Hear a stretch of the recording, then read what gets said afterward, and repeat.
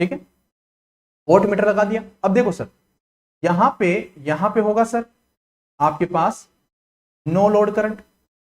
अब ये no load को करंट को मेजर करने के लिए आपको अमीटर लगा होगा ना, अमीटर लगा होगा, तो यहां पे सर हमने बना दिया ammeter, this is ammeter. Okay, ratio मैंने यहां पे बताया, रेशियो अभी बताया मैंने 110/230, यहां पे आपने लिख दिया sir 110/230। This is open circuit, this is open circuit, no load ना, no load. Okay, this is HV, this is LV side. Okay sir, ये बातें हमारे को समझ में आ गई। This is HV side, this is LV side. अब सर यहां पे आपको पता है कि हम ये तो जानते हैं, हम क्या क्या जानते हैं, सबसे पहले हम जानते हैं वी नो देट हम क्या क्या जानते हैं। हम ये जानते हैं कि एक तो V नोट जानते हैं, एक आपके पास W नोट जानते हैं, एक आपके पास I नोट जानते हैं। I नोट क्या होता है, दिस इज, ये किसको रिप्रेजेंट करेगा सर, ये आयरन लॉस को रिप्रेजेंट करेगा। ओके, और ये आपके पास क्या वोल्ट मीटर है, तो ये क्या हो जाएगा सर हमारे पास रेटेड वोल्टेज। ये क्या हो जाएगा सर, ये तो हम जानते ही ना sir, this is rated voltage, this is rated voltage. और सर ये जो नो लोड करंट है ये कितनी है sir, 2 to 5% of full load current. अब देखो बच्चे, आपने इसको लगा दिया LV साइड में, आप इसको रेफर्ड करके लाए सेकेंडरी पैरामीटर को प्राइमरी साइड में, और आपने LV साइड में यहां पे चेक करने लग गए, सभी के सभी का परफॉर्मेंस आप चेक करने लग गए। मतलब आप यहां पे कोर पैरामीटर को चेक, जो कोर पैरामीटर होंगे उनको आप कैलकुलेट करने जा रहे हो भैया। मतलब RC कैलकुलेट करोगे, XM कैलकुलेट करोगे, ओके, IC कैलकुलेट करोगे, IM कैलकुलेट करोगे, मतलब आपके पास कोर पैरामीटर आप यहां पे उनको कैलकुलेट करने जा रहे हो। अब इसको अगर मैं रेफर्ड करके सेकेंडरी साइड में ले जाऊं, रेफर्ड करना तो आता है ना, सब कुछ सिखा चुका हूं मैं। अगर इसको रेफर्ड करके मैं सेकेंडरी साइड में ले जाता हूं, सुनते जाना, बड़े काम की चीज बता रहा हूं मैं।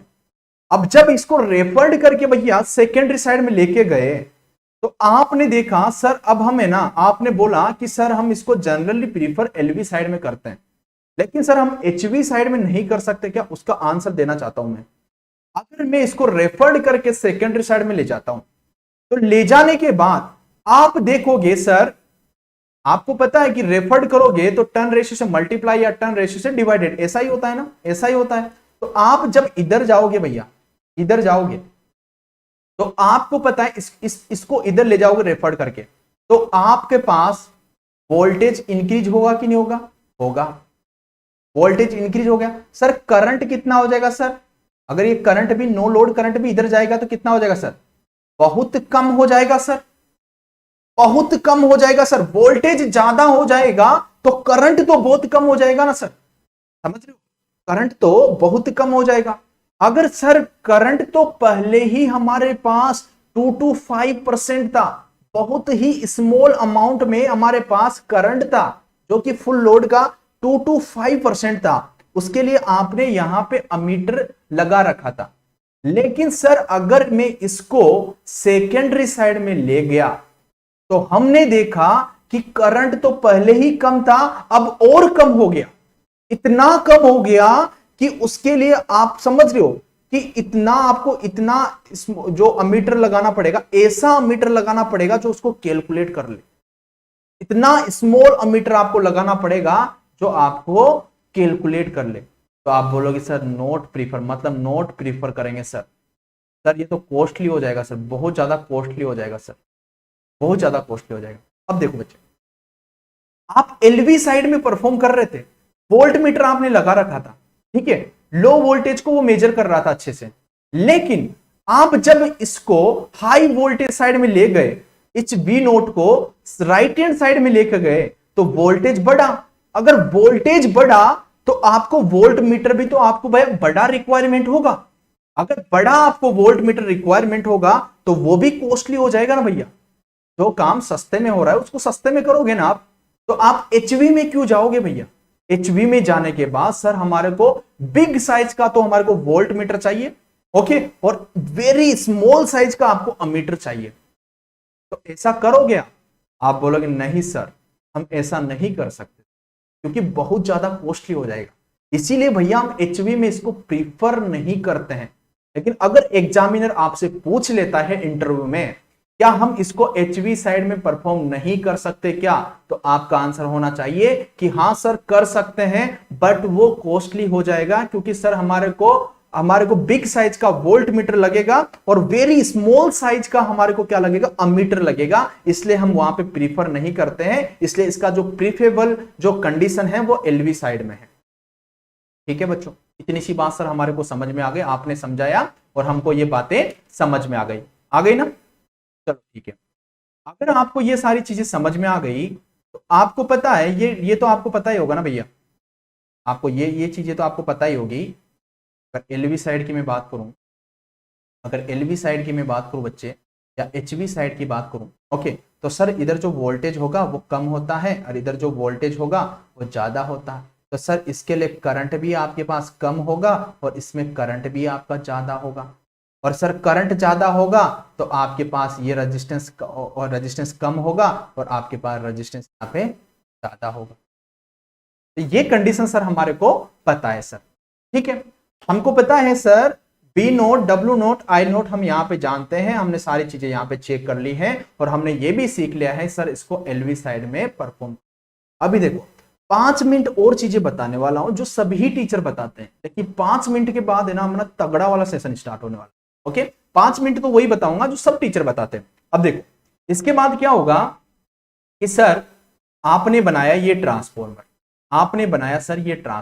ठीक है, ये ट्रांसफॉर्मर बना दिया, ये ट्रांसफॉर्मर आपने यहां पे बना दिया। मतलब ऐसा लगना चाहिए कि भैया आपने ट्रांसफॉर्मर को तोड़ मरोड़ दिया है, मतलब फोड़ दिया है उसको, और इतना ज्यादा कैलकुलेट कर लिया कि ट्रांसफॉर्मर भी बना होगा ना तो वो भी सोच रहा होगा भैया ये क्या कर रहे हैं, मतलब मेरे को पूरा ही तोड़ मरोड़ दिया यार, ऐसा कौन करता है। ऐसा आपको सीखना है, एक भी टॉपिक आपका वीक नहीं होना चाहिए, एक भी टॉपिक आपका वीक नहीं होना चाहिए बच्चे। ठीक है, चलो अच्छी। अब देखो सर, अगर मैं यहां पे this is primary side, this is secondary side, okay. अब देखो सर आपने लगाया कि आपने, अगर मैं यहां पे बता देता हूं, दिस इज आपके पास जो भी आरसी लगेगा, ओके, यहाँ पे आपके पास, यहाँ पे बच्चे हमारे पास लगेगा सर दिस इज आरसी। यही तो आप कैलकुलेट करोगे, बच्चे, ये तो सर हम कैलकुलेट करने वाले हैं सर, हम कैलकुलेट करने वाले हैं आरसी। 4 पैरामीटर तो आप यूज करते हो, यहाँ पे कैलकुलेट करते हो। चलो ठीक है, देखो सर यहाँ पे हमारे पास this is X of M, this is R of C, okay. और आपको पता है सर इसके अंदर जो जाएगा वो आई नोट जाएगा, ओके, और इसके अंदर जो जाएगा सर दिस इज आई सी जाएगा, इसके अंदर जो जाएगा सर इसके अंदर आई एम जाएगा। और सर अगर थोड़ा बहुत भी अगर आपको याद हो तो भैया यहाँ पे आई टू डेस होगा, अगर थोड़ा बहुत याद हो तो हमने बोल दिया कि भैया ये एलवी साइड है, ये एचवी साइड है, ओके। तो भैया आपको पता है नो लोड है, कोई लोड नहीं है, तो इधर भैया I2 का वैल्यू 0 है, I2 का वैल्यू हमारे पास 0 है। अगर I2 का वैल्यू 0 है तो भैया ये भी हमारे पास 0 होगा, क्योंकि I2 डेस इक्वल टू क्या होता है भैया, I2 divide by A, okay. तो अगर मैं यहाँ पे देखो, अभी तो मैं यहाँ पे और भी लगाता हूँ, और भी चीजें लगाता हूँ। यहाँ पे आपने लगा दिया सर, यहाँ पे हमने लगा दिया सर, देखो यहाँ पे हमने लगा दिया this is winding resistance, this is winding resistance, this is winding resistance, या हमने वाइंडिंग रेजिस्टेंस या रिएक्टेंस, चलो ठीक है, ओके, ये हमने बना दिया सर। देखो सर अब जब ये सारी चीजें हमने कर ली है यहाँ पे, तो अब समझते जाओ भैया, बड़े काम की चीज समझने में आएगी अब आपको। देखो sir this is winding resistance R1, this is J X1 और दिस इज I1। भैया आपको ऐसा नहीं लग रहा, सर I2 डेज 0 है तो sir I1 equals to I naught, ऐसा लग रहा है कि नहीं लग रहा, ओके, ऐसा लग रहा है सर। अगर ये ऐसा लग रहा है आपको, अगर ऐसा फील हो रहा है sir I1 equals to I naught आपको फील हो रहा है अगर इस डायग्राम से, तो आपको ये भी पता हो गया होगा कि I नोट तो वेरी स्मॉल करंट है सर, वेरी स्मॉल करंट है। तो सर हम ऐसा बोल सकते हैं ना, हम ऐसा बोल सकते हैं ना कि सर जो ये वाइंडिंग रेजिस्टेंस एंड रिएक्टेंस है, इसको हम क्या कर देते हैं भैया, नेग्लेक्ट कर देते हैं। क्या करते हैं भैया, नेग्लेक्ट कर देते हैं। तो क्या कर देते हैं भैया, नेग्लेक्ट कर देते हैं, क्योंकि I1 equal to I naught, very small current, very small current, तो हम इसको नेग्लेक्ट कर देते हैं। हमने इसको नेग्लेक्ट कर दिया। अब सुनो, अब सुनो, अब हमारे पास जो डिजाइन होगा ट्रांसफॉर्मर, जो हमारे पास अब डिजाइन होने वाला है भैया, वो कैसा होगा सर, हमारे पास कुछ ऐसा डिजाइन होगा। आप बोलोगे बिल्कुल सर ऐसा डिजाइन होगा, मैं बस ये पार्ट बता देता हूं, ये वाला, ये ऐसा कुछ डिजाइन होगा भैया। चलो ठीक है, ऐसा होगा सर। ये हो गया हमारे पास, दिस इज, हमने ये भी बना दिया, this is I naught, this is I naught, this is I R I C, this is I M, ये बना दिया सर। और सर देखो सर, यहां पे तो इधर तो जीरो हो गया ना sir, this is I two dash equal to zero. अब सर यहां पे आपके पास I one equal to I naught हो गया, क्योंकि यहां पे आपने बोल दिया, इसको नेग्लेक्ट कर दिया, इस रेजिस्टेंस को नेग्लेक्ट कर दिया कि वाइंडिंग रेजिस्टेंस यहां पे नेग्लेक्टेड है भैया। अब सर जो यहां पे सर जो ये आरसी है, ये तो आरसी है ना भैया, और ये एक्स ऑफ एम। कोई मेरे को ये बता सकता है कि भैया ये आरसी किसको रिप्रेजेंट करता है और एक्स ऑफ एम किसको रिप्रेजेंट करता है? जल्दी बताओ कि जो यहां पे आरसी होता है वो किसको रिप्रेजेंट करता है और एक्स ऑफ एम होता है वो किसको रिप्रेजेंट करता है? जल्दी बताओ, किसी को पता है? चलो बताओ, जल्दी बताओ। चलो, तो आपको इतना पता चल गया, ये जो रेजिस्टेंस है, आप बोलोगे this is core resistance for core losses. Core losses को यही तो कैलकुलेट करेगा ना भैया, resistance I square R C. Okay, तो भैया आप बोलोगे this core resistance, core resistance, core resistance for core losses, for core losses, for core losses. ठीक है, this is core resistance for core losses. अब सर जो ये यहां पे ये एक्स ऑफ एम है, ये किसको रिप्रेजेंट करता है सर? ये फ्लक्स का डेवलपमेंट करता है सर। स्मॉल करंट और फ्लक्स का डेवलपमेंट कौन करता है सर? यही तो करता है ना सर, फाइनाइट अमाउंट का आपके पास फ्लक्स। तो आप बोलोगे ये किसके लिए, ये किससे एसोसिएटेड होता है भैया? आप बोलोगे सर फ्लक्स डेवलपमेंट के ये काम आता है। ठीक है, तो आप बोल सकते हो for flux development, flux development. ठीक है सर। अब भैया आपको पता चल गया, यहां पे होगा, यहां पे जो था हमारे पास this is and this is volt meter reading V naught. Okay, अब देखो भैया, अगर ये लॉसेस को रिप्रेजेंट करता है तो क्या आप यहां से आयरन लॉसेस कैलकुलेट नहीं कर सकते हो कि sir voltage into IC, sir voltage into IC, तो आपने कोर लॉसेस कैलकुलेट कर दिया है भैया। आप बोलोगे सर वो वी नोट इंटू आईसी, या V naught into I naught भी आप कर सकते हो, V naught into I naught. Okay, तो भैया आप क्या बोलोगे भैया, जो कोर लॉसेस होगा सर, जो कोर लॉसेस होगा सर, जो कोर लॉसेस होगा या आयरन लॉसेस, नेक्स्ट पेज में लिखते हैं। तो सर आयरन लॉस बोलो या कोर लॉस बोलो, या कोर लॉस बोलो, या डब्ल्यू नोट बोलो, वोल्ट मीटर रीडिंग बोलो, तीनों ही एक ही नाम है भैया, तीनों एक ही नाम है सर।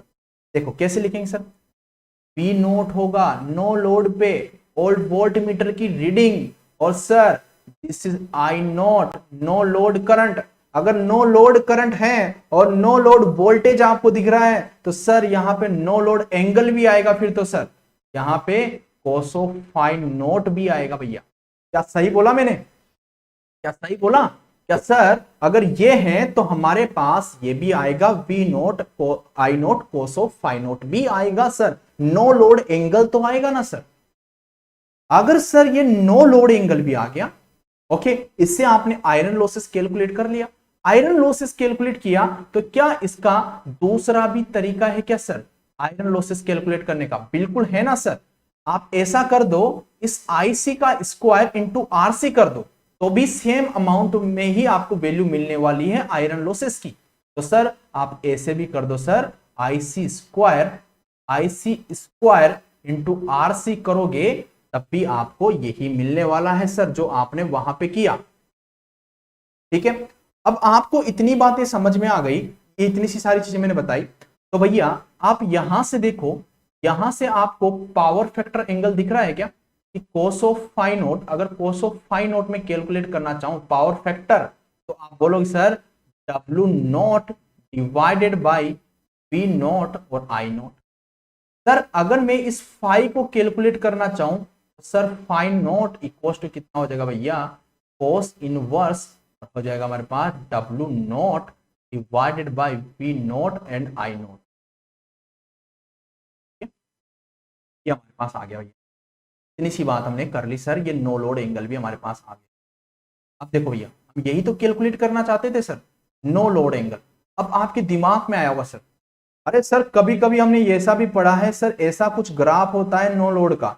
ओके सर, यहाँ पे आपने बोला था सर यहाँ पे फ्लक्स होता है और यहाँ पे इंड्यूस ईएमएफ ऐसा कुछ होता है। तो भैया यहाँ पे मैं बोल देता हूं यहाँ पे कि भैया ये बी नोट होगा, और आपको पता है कि फ्लक्स जो होता है प्रोपोर्शनल टू करंट होता है। अगर ये करंट होता है तो सर आपको पता है यहाँ पे एक करंट और आता था जिसको हम बोलते थे सर लोड करंट। क्या बोलते थे भैया? No load current. ये नो लोड करंट कितने एंगल पे रहेगी सर? फाई एंगल पे, इस फाई एंगल पे। सर यहाँ पे जो होगा, यहाँ पे जो होगा, क्योंकि फ्लक्स का रिलेशन किससे होता है सर? करंट से। तो सर यहाँ पे कौन सी करंट होगी सर? यहाँ पे मैग्नेटाइजेशन करंट होगी सर, यहाँ पे मैग्नेटाइजेशन करंट होगी। आप आई एम लिखो या आप आई म्यू लिखो, अलग अलग बुक में अलग अलग तरीके से रिप्रेजेंट कर रखा है, तो इसमें कंफ्यूज मत होना। आई एम लिख सकते हो या आई म्यू भी आप लिख सकते हो। ओके, तो इसमें डरने की कोई बात नहीं है, बस कंसेप्ट समझ में आना चाहिए भैया।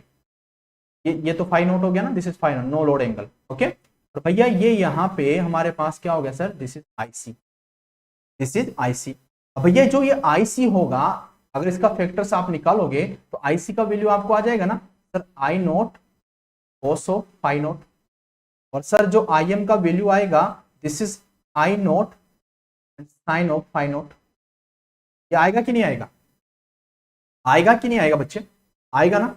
अब बच्चे देखो, अब देखो बच्चे, अगर आपको इस आईसी का वैल्यू निकालना है, ओके, तो भैया इसको आप लिख सकते हो ना कि sir V naught equal to IC into RC. और वी, क्योंकि ये पैरेलल में तो सब जगह वोल्टेज सेम होता है ना, तो ये वोल्टेज इसके अक्रॉस होगा, मतलब के अक्रॉस भी यही वोल्टेज होने वाला है भैया, और इसके अक्रॉस भी यही वोल्टेज होने वाला है, वी नोट ही। यहाँ पे भी वी नोट ही। तो सर हम बोल सकते हैं कि पैरेलल में जब वोल्टेज बराबर हैं, तो सर आईसी, जब आप बोल सकते हो सर यहाँ पे कि सर जो वी नोट होगा वो आप लिख सकते हो सर आईसी इंटू आरसी, ये लिख सकते हो सर। तो अब देखो सर, अगर हम यहां से आरसी का वैल्यू कैलकुलेट करना चाहें तो हम निकाल सकते हैं ना sir V naught upon IC. अरे सर ये आईसी कहां से लेके आएंगे भैया? अरे सर यहां से लेके आएंगे sir IC, IC equal to I naught cos of phi naught. Sir ये फाई नोट कहां से निकालेंगे भैया? अरे भैया फाई नोट आप यहां से निकालोगे, फाई नोट यहां से निकालोगे। तो सर हमारे पास आरसी, जो कोर लॉस का जो रेजिस्टेंस है, कोर का जो रेजिस्टेंस है, वो यहां से कैलकुलेट करोगे आप, कितना हो गया। ये फॉर्मूले याद रखना है भैया, ये फॉर्मूले इंपॉर्टेंट है, क्योंकि इसका कैलकुलेशन आपसे मुश्किल से पूछे, अगर कैलकुलेशन पूछेगा तो वो थोड़ा सा सिंपल वैल्यू डाल के आपसे कैलकुलेशन पूछेगा। मेरे हिसाब से आपसे कैलकुलेशन नहीं पूछना चाहिए जेई में, बट फॉर्मूला जरूर पूछेगा, इसलिए फॉर्मूला आपको याद होना चाहिए। ओके बच्चे, तो देखो यहां पे आरसी का वैल्यू हो गया sir I naught cos of phi naught. ठीक है भैया, इतनी बात हमारे को समझ में आ गई सर।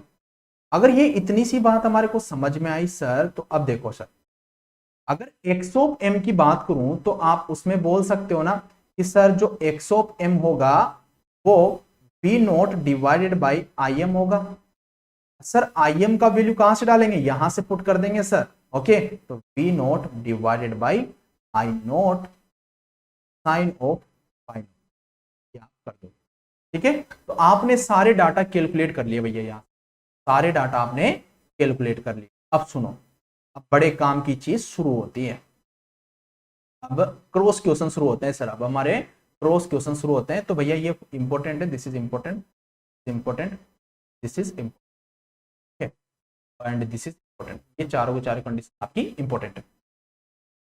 अब देखो भैया, अरे वाह यार, मतलब याद भी है सर, अप्रोक्सीमेट 70 to 75%, बहुत बढ़िया है ना, अच्छी बात है।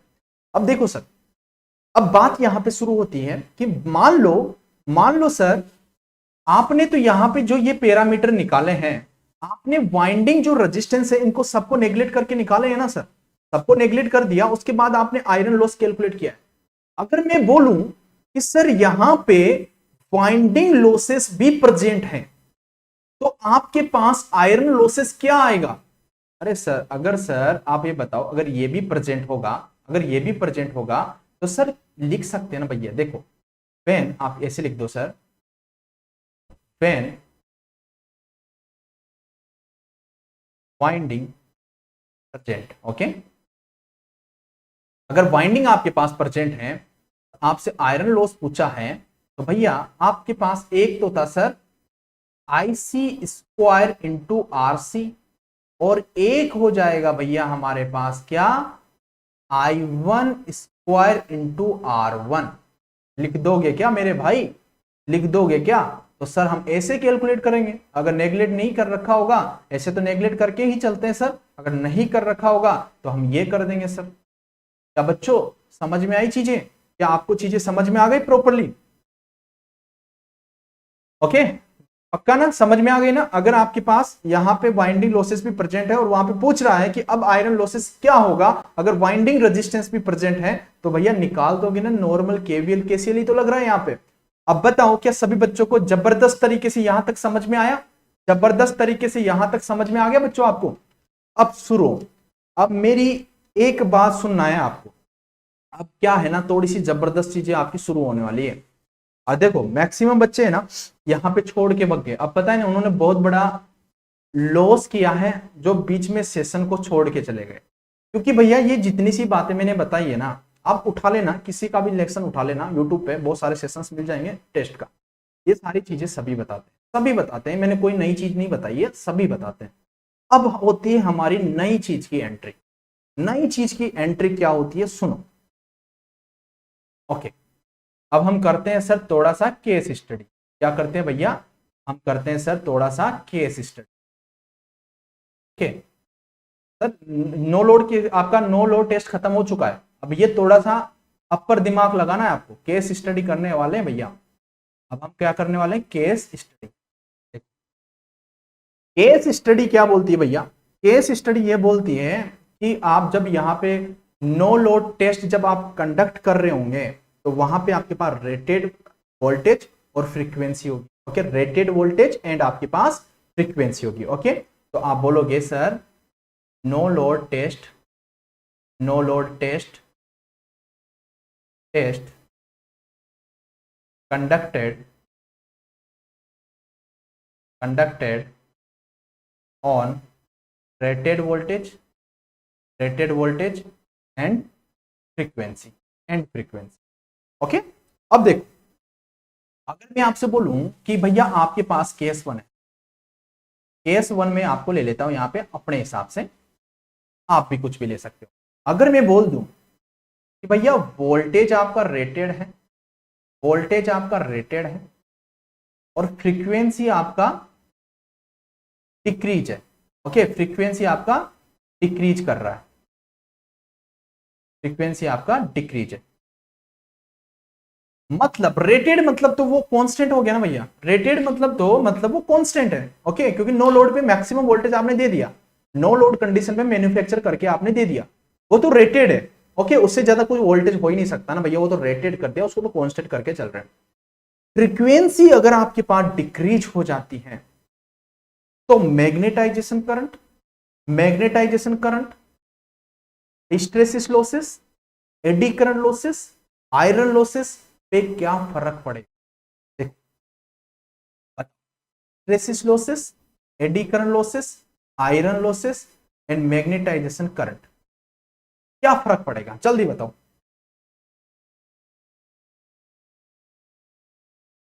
चच्चा टेलीग्राम पे मिलेगा पीडीएफ। यार ये नाम मेरे को बहुत जबरदस्त, चच्चा जिनपिंग, बहुत तगड़ा। मतलब कहाँ से सोच सोच के आ रहे, मतलब रियल नाम है क्या?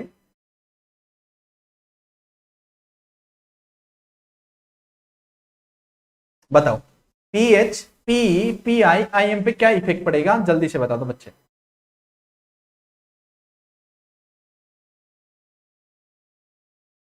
जल्दी बताओ, क्योंकि अब आपकी इंपॉर्टेंट अब नॉलेज तो अब आपका शुरू हुआ है sir.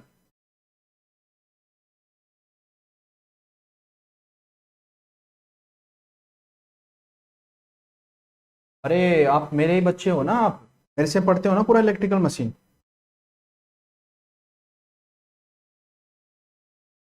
Sir P not affected, okay.